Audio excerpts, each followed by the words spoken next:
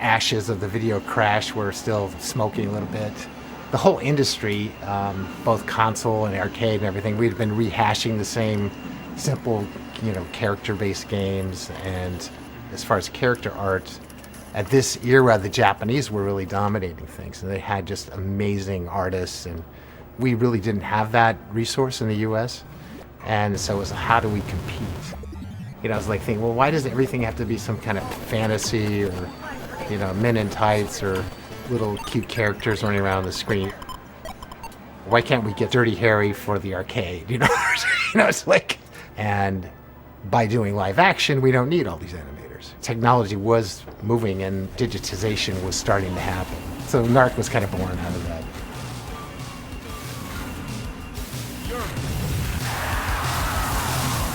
We were envisioning what is the next step. The idea of doing digitized imagery. Well, one thing is it would require more than 16 colors. The next step in our hardware design, we knew back in like 86, maybe 87, was going to be 256 colors. Pixel art is great, but Warren's tools made it possible for us to capture video and then edit that video in a way where we could select the frames very easily. Eugene wrote the operating system. I wrote the display system. It was very early, and there was only a few boards that would do this, and they were very, touchy, and, there was no tools, there was no Photoshop, there was no Maya. So Warren was really instrumental in creating that pipeline.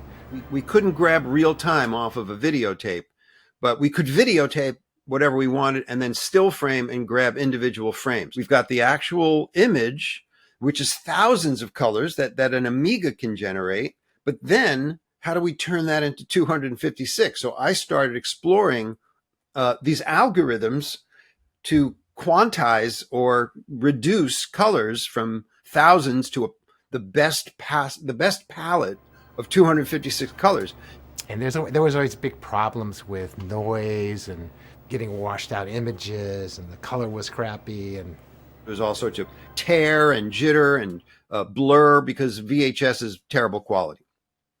But that's what we had at the start. Yeah. The development of the studio and the techniques that we utilized came from those guys. Folks like Warren Davis or Mark Lafredo. These are the guys working on the hardware and the software that we worked on. It's like, if you think about me at the time, I was like, 20, 21 years old. And so I was literally just inheriting all this work that had been done before me. And I think we all like to talk and fantasize about this garage development mentality and stuff, but really there were tools and things that were happening behind the scenes that we benefited from. Again, Eugene Jarvis with like his just kind of overall direction and focus. A guy named Todd Allen who literally wrote a debugger.